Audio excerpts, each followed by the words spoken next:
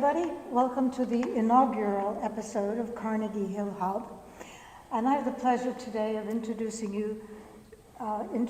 you Judi Counts, the Executive Director of House of the Redeemer, which is an architectural gem in Carnegie Hill and historically important to all of New York City, architecturally, spiritually, musically, and historically. I was very surprised when I heard some people in Carnegie Hill had never heard of House of the Redeemer. So would you be kind enough to tell us a little bit about the history of the building architecturally? Absolutely. So the architect of record is Grosvenor Atterbury, and the house was built in 1916. The first event here was 1917, and the house belonged to Edith Shepherd Fabry, who was a great-granddaughter of Cornelius Vanderbilt. She married an Italian count, and his name was Ernesto Fabry. They broke ground on the house in 1916. The first event here in 1917 was their daughter's debutante ball. They lived in the house together until the late 1920s when they separated and divorced, but she stayed in the house. And in 1949, she was inspired by a sermon she heard preached to leave the house as what she called a place apart for all faiths. And at that point, a not-for-profit organization was founded. She chose a board, and there was some conversations about who was going to run the house. Monks, nuns, and the nuns came into residence in 1950. And they ran this house purely as a retreat house for 50 years, because they left in 1980 when it became apparent that they were not going to be able to manage the house financially anymore. And plus it was the Order of St. Mary's. They were Episcopal nuns, and a lot of them were of a certain age. So they departed the house around 1980, and Edith had already left the house. When the nuns came into residence, she left and moved into an apartment in the East 70s. She passed, I believe, if I remember correctly, in 1955. And since that time, our mission is to operate as a retreat house, but we are a not-for-profit. We're self-funding. A lot of people think that the Episcopal Diocese of New York owns the House of the Redeemer. That is not correct. We are what the bishop describes as a peculiar, the same way that Westminster Abbey is a peculiar, which means we're walking a parallel path with the Episcopal Diocese, with the same mission to go forward, but they have no authority over the house. We have a board of 18. The bishop does sit on our board, and he gets a vote. But it is, as I said, it's a not-for-profit. We are under the umbrella of the Episcopal Diocese. We have a chapel upstairs, which was in Edith's paperwork when she left the house to be used as a retreat house, stipulated that there needed to be a worship space. So since 1950, services, morning prayer and evening prayer, Monday through Friday, morning prayer at 8, evening prayer at 5:30. The doors are open to the public. We have folks that are staying with us go to services. We have people from the neighborhood who come to services, so it is open to the public. And we can't really function or run the building purely on the guest rooms. We also happen to have a fabulous building with public spaces. And so I rent those spaces out for events, weddings, private dinners, cocktail parties, film shoots, photography. So that's how we keep the house running. So people could actually use this as an extension of their home if they have a big party. Absolutely. We have a couple of people who, one in particular who has her family Rosh Hashanah dinner here every year because her apartment's not big enough. And so we do a lot of events, from small dinners. We did a wedding a couple of weeks ago. It was 25 people. We can accommodate 100. So yeah, it's an interesting space. But because we are so small in terms of staffing, we really don't advertise or market that much because we might be overwhelmed. I remember, and in terms of the guest rooms, on our website we have Q&As, which we would direct people to if they wanted to stay with us. But there's a specific role that the house plays in this community. So if somebody is coming to one of the hospitals for medical treatment, they can stay with us. If a family has a loved one in the hospital, they can come stay with us. People who work for not-for-profits can come and stay with us. And then, of course, we do have many clergy of different faiths that come and stay with us. We don't have long-term stays. The average is a week, sometimes 2 weeks. So, but as I said, the income from the retreat rooms is not what's keeping the building going. It's the events.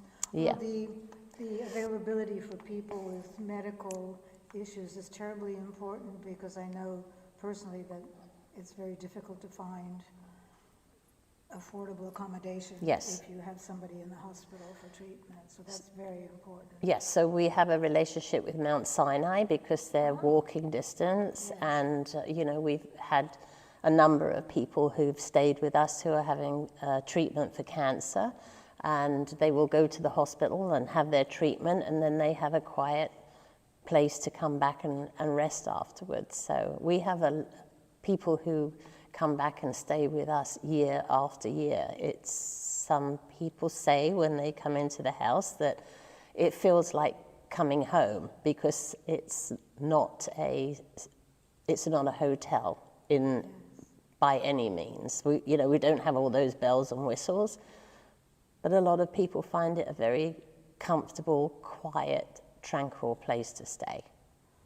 Well, one feels that even just walking into the building. I remember the first time I walked into the building, and I just sort of was overwhelmed, first of all, by the beauty, and indeed the tranquility of it. Yes, so going back to the building and the construction a little bit, Edith and her husband lived in New York originally, and her parents built them a mansion in the East 60s, and I think 62nd Street, which is now the Japanese embassy. So they lived there for a number of years, and then they moved to Florence because that's where his family seat is. I was going to say was, but they are still family members living there. Oh. And over the years, we've made some interesting connections with. Have they ever been here? Have they ever been Well, here? yes. I've had. To me, one of the most interesting connections was an Italian gentleman who called and said, "Could I come see the house? It belonged to one of my ancestors." I said, "Okay." So he came. I gave him a tour, and it was Ludovico Antinori. And oh my gosh. Ludovico and his brother own the Antinori vineyards. Yes. And their great-grandmother was the sister of Edith's husband. And so they came for a tour of the house, and we made that connection. yeah, it's interesting over the years, the people that do find us. Yeah. That's wonderful. That's absolutely, I didn't know that. That's really very interesting and important information. Sure. Also, I wanted to bring up that for the weddings, you have a garden space. It could be outside also. We have a courtyard, yes, where we do hold events. During the pandemic, that courtyard was very popular because some families on the Upper East Side, it was used a lot for children's birthday parties because they still wanted their children to have their day, and it had to be outside. So yeah, in the summer months, I'm expecting the rentals for the courtyard to uptick also. Yeah, it's a beautiful building. Edith, when she came back from Florence, clearly had been inspired by the architecture of Brunelleschi, Yes. because as soon as you walk into the building, you can feel that influence. And one of Ernesto's brothers helped her design the house and with the interior decorations also.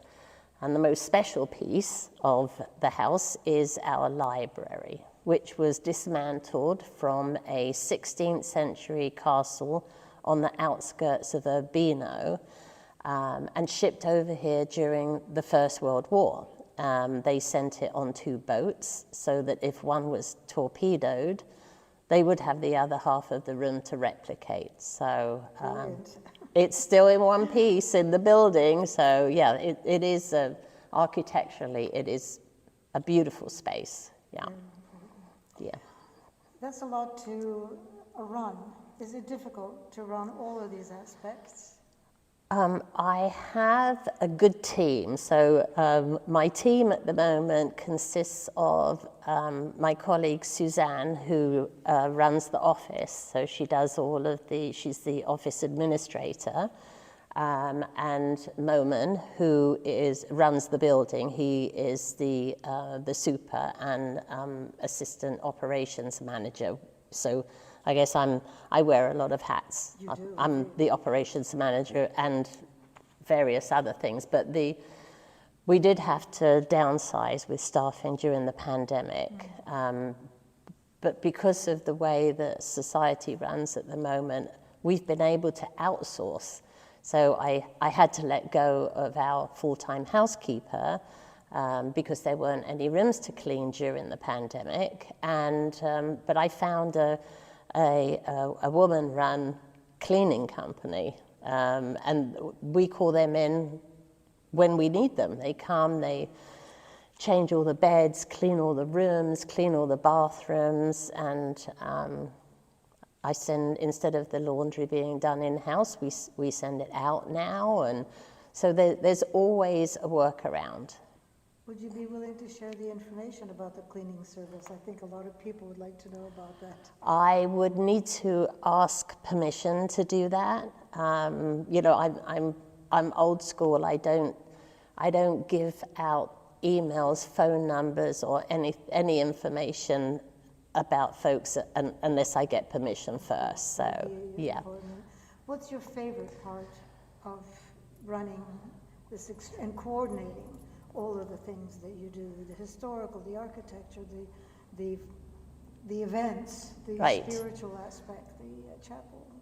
I don't think I could really pick one thing. I think I have often joked that being English, that at some point in life I would like to run a bed and breakfast. So right now I run bed, not breakfast. So it has been a great career for me.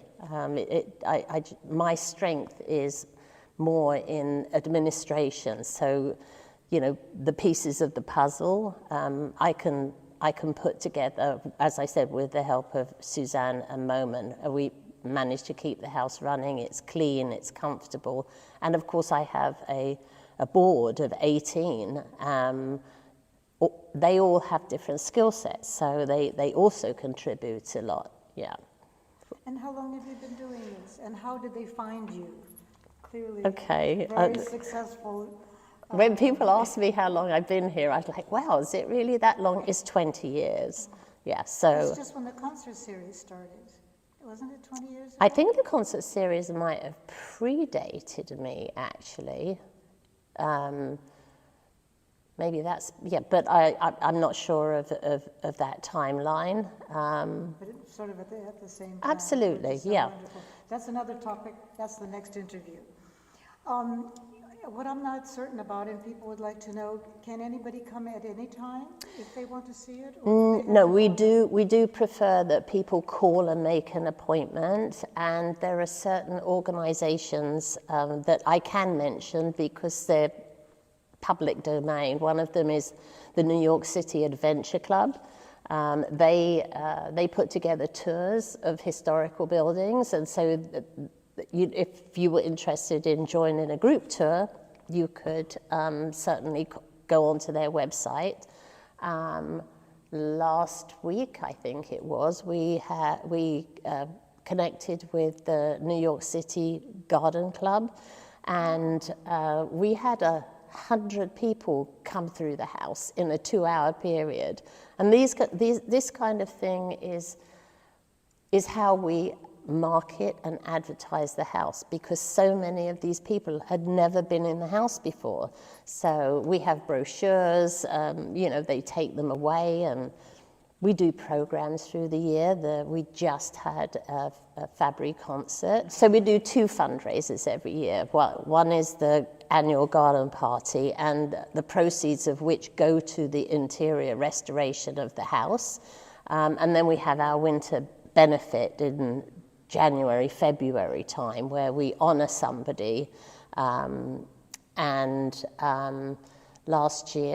Earlier this year, it was Kelly Brown Douglas, who has just retired as the Dean of the Divinity School at Union Theological. So it's to honor people for the work that they've done. So the garden party this year, all of the proceeds will go towards our window restoration project, because no small job.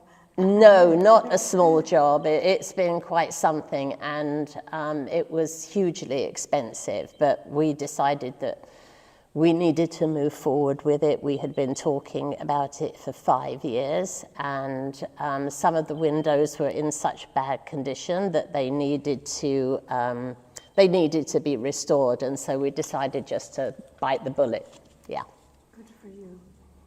Well, thank you very much for your time. My absolute pleasure. And make a note of all these things, and I'll put links to the website and all of the information that you would need to come visit this magnificent space on the bottom of the website next to the interview. Thank you very much. Thank you. It was a pleasure. Absolutely a pleasure.